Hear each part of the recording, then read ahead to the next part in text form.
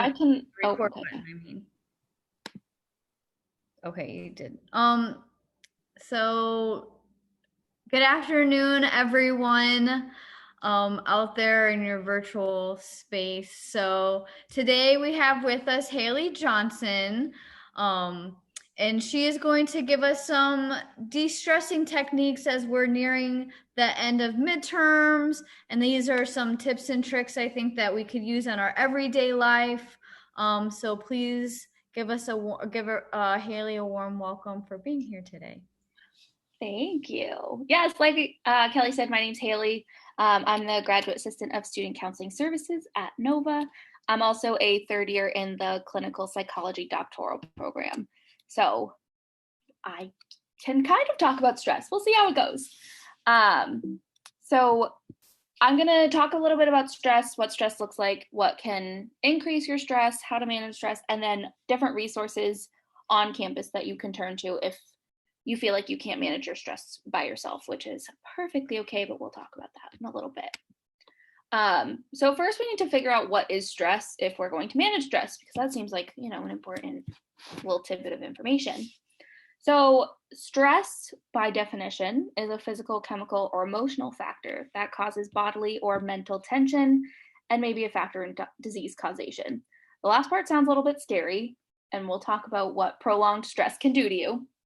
But basically, it's the bodily or mental tension that we're really focusing on. So stress is also a state of being, meaning that in most cases, stress comes and goes with the situation or environment that you're in, rather than it being a constant trait about you. So that's that little bit of a tension piece. There's also good stress and bad stress. Good stress or eustress is the type of stress that we feel when we get excited. So a little bit like adrenaline, your pulse quickens, hormones surge, but there's no actual threat of fear. Where distress or our bad stress can wear you out and can be tied to things like mood, poor concentration, confusion, and it can end up impacting your social, educational, and personal life. And that distress, if prolonged, can be a factor in that disease causation. Good stress doesn't typically do that to you. So, because it's good. Wait, not bad. It's good. Burnout, on the other hand, is distress that is prolonged. It's the exhaustion of physical and or emotional strength or motivation that's usually a result of stress or frustration. So think of stress on like a spectrum. So on one end, we have our eustress, our good stress. On the other end, we have burnout. And as we're nearing the middle, we're getting closer to distress. And then as we keep going, we're getting closer to burnout. So burnout is kind of like stress's last stop, or distress's last stop. So the difference between whether you're stressed or whether you're burnt out is how you respond to things. So if you're stressed, you're going to respond to acute stressors, like this week is midterms week, and finals week will be coming up. Those are acute stressors, versus burnout is prolonged or cumulative stressors.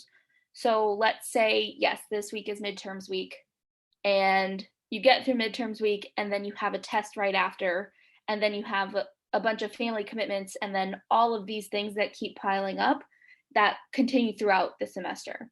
That would be prolonged or cumulative stressors. When you're stressed, you can be overreactive. I know I get a little bit irritable and a little bit snappy when I'm stressed, versus burnout, you kind of just like numbed, like things just hit you and you're like, whatever, let's just one more thing to add to my list. Stress, you get that loss of energy. I don't know about you guys, but there have been days where I'm like, I don't want to get out of my bed. Stress. Yes. Oh, okay, yeah. Where burnout is that loss of motivation, ideals or hope, it's like things are never actually going to get better. Like, what's the point? Stress is I don't want to. Burnout is what is the point? So that's something else to keep an eye on.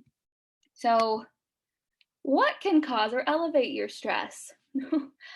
I wish I could give you like a step-by-step. If you don't, oh no, we're doing the best we can here. Okay. I wish I could give you a step-by-step, like, if you don't do these things, your stress will go away. But unfortunately, stress is different for everyone, so anything can cause or elevate your stress levels. So with stress being different for everybody and stress-inducing activities are different for everybody, it's important to recognize what exacerbates your stress. So for me, it's, a bunch of things piling up and very little downtime. That might get somebody moving and going, and they might work better that way. Here we go. Stress can be it can come in all different forms. There's physical, mental, mood, and behaviors. So physical is like the bodily tensions, like muscle tension, headaches, stomach aches is a big one. Over under sleeping. I don't know how many people tell me that they pull all-nighters during midterms or something to study because they're stressed. Or you have so much going on in your mind that you can't sleep. That's stress. Chest pain is a big one too. Mental or thoughts, like if it's, I can't handle this, I don't have enough time. That's the one that I use. I don't have enough time. If I had more time. What's going on with me? Those are all mental or thoughts that you could have. Mood, anxiety, restlessness, lack of motivation or concentration. Like I said, irritability, also one that I use. Sadness and depression. These are all kinds of moods that are linked to stress. And then behaviors. Behavioral, like I said, it can be anything for anyone. So anything that's out of the norm, anything that's a change in your typical behavior or the typical behavior of a friend. So over under eating, I am a stress not eater. A lot of people stress eat. I do not. I do the opposite. So that is something to keep an eye on. Anger outbursts, when your little snips turn into full-on anger outbursts. Using drugs or alcohol to cope. All of these things are related to stress. Okay, so how can we reduce our stress? So there are some techniques, relaxation, that, just kind of ease your body. There's deep breathing. That's my personal favorite. You can do it anywhere at any time. No one has to know. Box breathing is a huge one.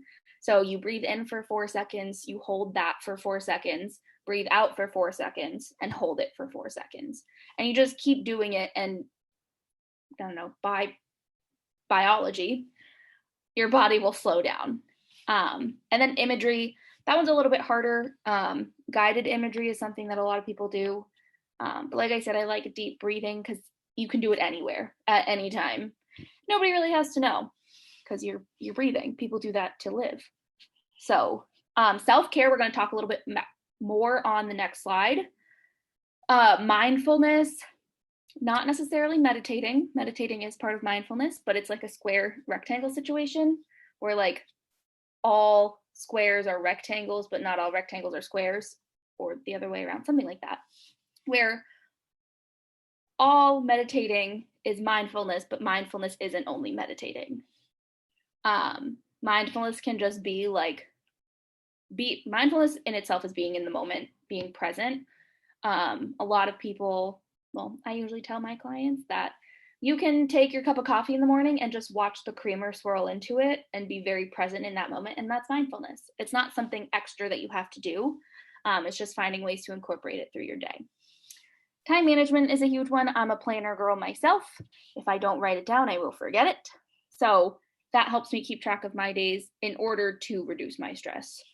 There are some weeks where looking at it stresses me out more, but that's also, I'm a stacker. So, and then talk about it. I will always be on the soapbox of talking about it. Like if you're sitting in math class and you have a question about what's going on, but you think it's kind of a stupid question and nobody else, like everyone's going to judge you for it. But the person down the row from you asks the question, you're like, oh my gosh, thank God, it's going to be answered. Like, and it doesn't seem as silly that you thought you had no idea what was going on. That's kind of like stress. As college students, we are all stressed about something at some point in time. And if somebody tells you they're not, I don't believe that. Everybody, if they tell you they've never been stressed, ask them for their secret, because I don't believe it. Talk about it. If Midterms is a perfect time. Finals is a perfect time. Everybody's stressed. Everybody's running on coffee and candy, and that's it. If you're like, oh my gosh, I'm so stressed about this project that we have coming up, this midterm that we have coming up, somebody will probably be like, oh my gosh, me too. And then you talk about it and you inherently will feel a little bit better. So that is going to be I'm going to take a step off my soapbox about talking about it now to talk about self-care. There are 6 different kinds of self-care: physical, psychological, emotional, spiritual, relationship, and work and educational. I've given some examples of each of these types of self-care underneath their little headers, but there's so many more. Physical, you have people that are like, when I get stressed, I go for a run. I am not that person. I wish I was. I'm not. But that would be the exercise. I'm going to go to the gym. I'm going to work off some of my stress. Eating regularly sounds like something that people just do. And that's perfectly fair. That means they're self-caring for themselves. Not everyone does it, though. That is physical self-care. Getting enough sleep. Sleep impacts our whole lives. Every part of our life can be affected by sleep. Getting enough sleep, not getting enough sleep. So that would be physical self-care. Setting, well, you know what? It's Thursday. I'm going to go to bed at 10 o'clock. I'm not going to wake up until 8. Sometimes it's out of our control, like if you have to pee or something, but that is physical self-care, getting enough sleep. Psychological self-care, going to therapy is kind of the gimme one, like exercise. Saying no to extra responsibilities seems to be one that people have a problem with, myself included, where if you find that you're looking at your schedule and you're like, I just can't do this. I don't want to do this. That's okay. You don't have to feel bad about that. If you don't want to do something, you don't have to do it. Now, I'm not saying you say no to like homework and tests. That's not really an option. But extra responsibilities, if your friends are like, hey, you want to go to the movies? And you're like, no, thanks though. Have a good time. That's okay. Write in a journal. I personally am not a fan. My hand cramps up too early. But some people like it. Writing their thoughts down is sometimes easier than saying it out loud. Still psychological self-care. It depends on what works for you. Emotional, allow yourself to cry. It's not a sign of weakness, it's actually a sign of strength. Spending time with others whose company you enjoy. Being around human beings whose company you do not enjoy may stress you out more. But if you hang out with friends or hang out with family or somebody who you actually like to be around, you can feel better. Again, saying no if you just don't want to or don't have the time to, perfectly okay. You just have to figure out what works for you. Giving yourself affirmations. I feel like people just inherently cringe at this. I also cringe at this. Giving myself affirmations is like, ew. But they don't have to be cringy, like I'm the best. They don't have to be. If you want them to be, more power to you. They can be anything as simple as, I did my best today. That wasn't cringy. At least it wasn't cringy for me. Maybe it's cringy for you. But like I said, we're all different. So giving yourself affirmation doesn't have to be like,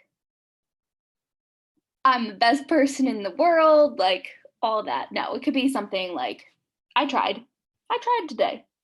Cool.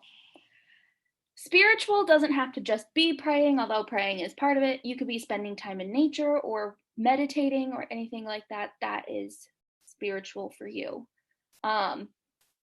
Relationship-wise, scheduling regular dates with a partner, asking for help when needed is also relationship because people have a hard time with that too. It's kind of like crying, where people think that asking for help makes you weak.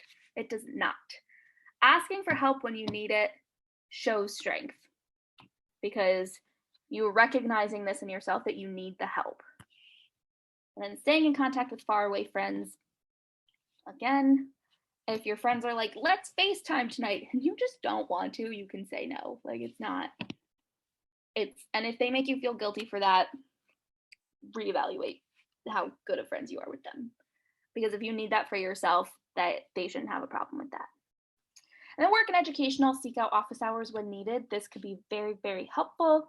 Again, like if you don't want to say something because you think it's a dumb question in front of a whole class, but you need that answer, go seek out office hours. Professors love it when people come to their office hours. So you could make your professor's day and get your question answered. It's a 2-for-1. Setting limits with friends, roommates, and classmates. This is, again, also goes in with saying no. Like if you're like, hey, I can only like go to Starbucks for an hour after class. At that hour mark, be like, oh, I gotta go. I have stuff to do. And that's setting your limit. Even family, if your mom calls you, my mom calls me every day. She asks me what's new. It's nothing. We talk for 2 minutes and that's that because nothing has changed. But if something has changed or something's going on or whatever, I'm like, hey, I have this. I have to be off the phone in 15 minutes. And then at 15 minutes, it's setting those limits and sticking to it. Work and educational. And then scheduling breaks during your work or school day. I'm a stacker. I stack things on top of each other. It can get very stressful if you have to go back to back to back to back things, because then you're putting in jeopardy your physical self-care of eating regularly. You're also putting into jeopardy your psychological jeopardy or self-care with saying no to extra responsibilities. Probably emotional and relationship for seeing people that you actually like to see. All of these things are put into jeopardy when you don't schedule breaks throughout your day. So specifically the eating regularly. We love lunch, we love dinner, we love breakfast. We like to eat 3 meals a day, like a healthy person does. So these are all the different kinds of self-care. Like I said, I just gave you a snippet of each one. There are a ton more. If anybody is interested, let me know. My information will be on later in the slide because I am somebody that you can turn to. Oh, look at that. How that lines up so nicely. So who can help when stress becomes too much? So all of these people are listed on, or not listed, but like they're available on NSU's campus. The Center for Student Counseling and Wellbeing, formerly known as Henderson, they are a confidential resource on campus. Every student who is registered for at least one class gets 10 free sessions and 1 intake session. Their phone numbers listed on the slide are 24/7, 365. So you could call them at 2 o'clock in the morning on a Saturday or 3 o'clock in the afternoon on a Wednesday, and somebody will be there to answer. You could call them when the university's open or closed. That means 365 or 66 if it's a leap year. They are located on Davie Main campus in the Student Affairs building on the 3rd floor. So if you know where the UC is, you're not far off. If you know where tutoring and testing is, that is the same exact building, just 1 floor up. They do offer individual, couple, and family therapy. The thing that I do like about this is couples and therapies are defined by you, not them. So it could be a roommate, it could be a friend, it could be a significant other, it could be any person that you deem as a couple. Their services are currently being offered virtually because of the Rona. I don't know when that will change. As soon as it is changed, I'm sure they will send out quite the email. They also have a website. It's listed on the slide, nova.edu/student counseling. And that's where you can register for a virtual session or an intake session.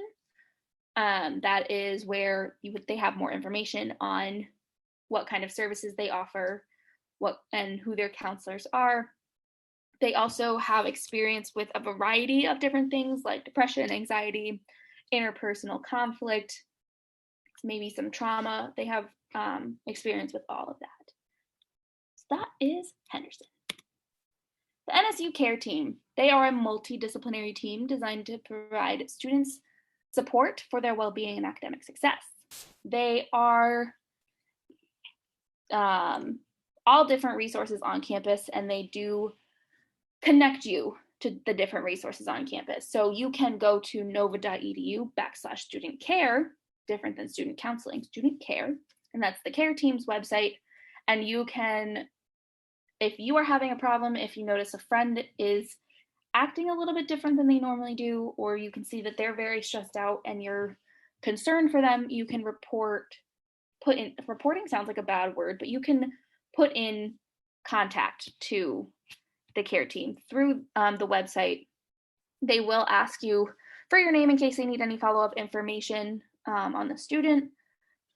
You can also voice your concern at that phone number, or send an email to nsucareteam@nova.edu.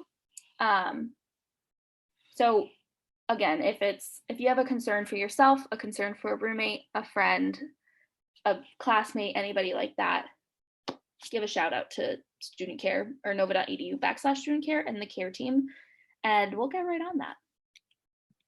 Community care coaches are also part of the care team. So community care coaches are a group of individuals who are trained to committed to promoting awareness and advocating for the NSU community of care, student mental and emotional well-being. So this group serves as an intervention that is also discussed by the NSU care team. They're kind of like the middle person between students and resources. So they might be the first person to reach out to you. You might be the first person to reach out to them. So community care coaches are cool. That's alliteration for you. Psychoeducational groups are currently being offered by the Division of Student Affairs, and they are all virtual groups held throughout the semester. Each kind of session length is 4 weeks for 1 hour per week. And there's a variety of topics. There's self-care, there's healthy relationships, there's sleep, there's so many more that you could ever think of. We tried to cover as much as students could have going on, all the different variety of topics. And to sign up for or register for a group, you can contact the Office of Student Affairs at the care team. See, they keep popping up in all different places, the care team. Or you can give the office a call at 954-262-7031. They are pretty cool. I also run some groups, so I think they're pretty cool. And if you don't feel like individual counseling is right for you right now, group is a great way to integrate into that, because it provides that social support that you might think that you're going through something and nobody else understands. And groups are a nice way to figure out that some people do, or get at least a little bit of what you're going through, and can offer some different advice on it. Then there's the graduate assistant for student counseling services. I hear she's pretty okay. That's me. So I have 2 offices because I'm kind of a big deal. No, I'm not. It just turned out that way. I'm located in Rosenthal 121 and Goodwin 209B. I also have an office phone, if you want to call me. It's 954-262-8911. I also have 2 email addresses. This seems to be a trend. So you can either email me at my own email address, that's the hj220@nova.edu, or the counselor in residence at nova.edu. They both go to me. They both go to the same place.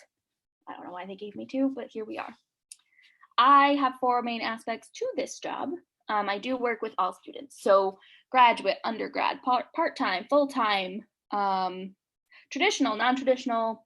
As long as you're enrolled in one class at Nova, I'm all yours. I also develop programs. Shameless plug, I have a program tomorrow in the UC. So 12 to 1, UC Spine, I'll be there. So I do develop programs. I work with Res Life, Slice, student mediation, academic departments, student organizations, literally anyone who's like, hey, want to put on a program with me? And I'd be like, sure, when? I've done programs with Greek Life. I've done programs with different departments in student affairs, like disability services, or literally anybody you can think of. If they're like, hey, let's do a program, I'd be like, okay, cool. I'm also a referral source to and from. So that means I can refer to the Center for Student Counseling and Wellbeing. I can get referrals from them as well. So if they have a student that's already being seen with them, and that student might need extra support, that's me. I'm the extra support. I can also get referrals from academic departments or just other places on campus, Division of Student Affairs, anywhere else. And I do psychoeducational presentations like this one. So on a variety of topics, I do a lot on stress. Seems to be a big problem on campus. So something that people like to learn more about. I've also done substance use, eating disorders, anything that has psychology anywhere in it. I'm your girl. That was a lot of information for not a lot of time, and I swear every time I present, I'm an auctioneer. But that is what I got for you. So if anybody has any questions, let me know. You You can also email them to me or stop by my office or give me a call. Or if you just want to say hi, you can do all those things as well. So I'm going to stop sharing my screen now. And that's that. No, thank you so much, Haley. You can tell how passionate you are about your position and your area of study, and you're definitely like I would feel very comfortable talking to you because you have such a like pleasant and friendly demeanor. But my question is just like, what are your favorite techniques to de-stress? Like, what do you find useful? I like the deep breathing that we talked about before. I also like 5, 4, 3, 2, 1 grounding. I like both of those for the same reason. They are quick. You can do them anywhere and nobody has to know because stigma is still such a huge thing in mental health that even something as common as stress or anxiety, people are still like, oh my gosh. So these two things you can do anywhere. 5, 4, 3, 2, 1 grounding is wherever you are, whether that be in your apartment, in the library, in Starbucks, you just take a look around your environment and you pick out 5 things that you see, 4 things that you can touch, 3 things you can hear, 2 things that you can smell, and 1 thing you can taste. And some people say that it works better if you say it out loud. I don't think that as long as you're putting the effort in, the results are still the same. That's why I like that you can do them anywhere and nobody has to know. Thank you. Mia, do you have, I'm sure you have questions. I do. So do you have any good like YouTube channels or like mental health like blogs or anything like that that you think really tend to do very well in like capturing like taking care of yourself? I think what's going to speak to people are very different. For me personally, I like to try to get out of my own head, so I listen to other things. I personally love the Try Guys. I don't know if anybody's heard of them. They have 2 podcasts that I listen to pretty regularly, and they make me laugh. So that's what I do for my own mental health. Honestly, I try not to listen to mental health. I like try to take a break from it sometimes and do other things. So podcasts, those are the ones that I go to. YouTube channel, they also have one of those, so I also watch them on YouTube. I know some people that do, though. They listen to podcasts that are mental health related. So I will get the names of those and I will shoot you an email with them. Perfect. Thank you.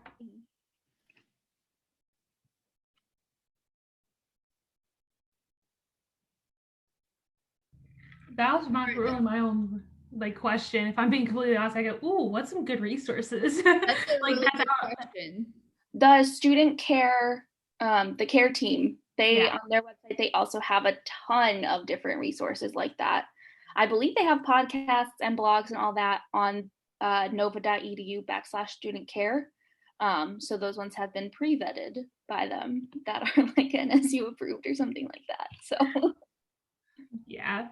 So like I said, I like asking because sometimes someone might feel a little like, oh, well, I don't want my school to know or something like that because there can be that stigmatism behind it. And so that's why I always ask and go, well, look, there's plenty of stuff outside of the school that if you think you need, you should look at, you know. I like asking those questions. yeah, no, that totally makes sense. And like I said, stigma is a huge part of mental health still, as much as we try to not let it be. But judgment is always something that's going to be in the back of our minds as human beings. So the more that we talk about it, hopefully the stigma will go down, or more the stigma will go down, less the stigma will be there. But no, I totally get that. Makes sense.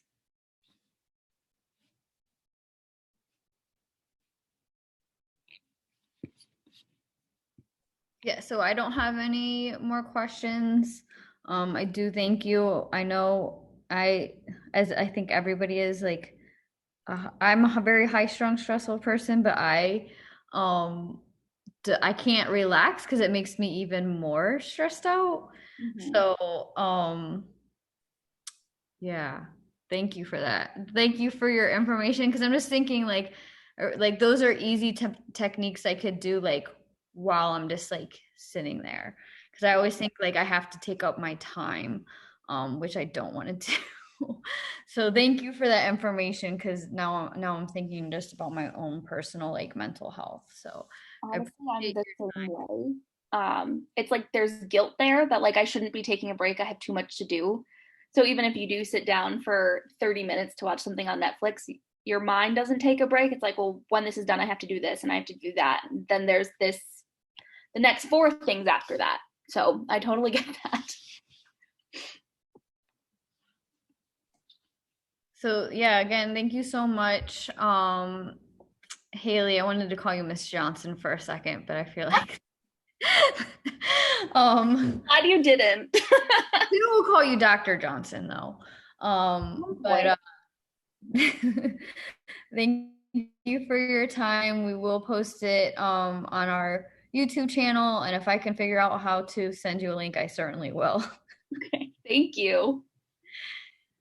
So pending anything, I'm gonna end the Zoom. Okay. Thank you so much. Have a great day. Hope your day and weekend gets better. Thank you. Have a good weekend. You too.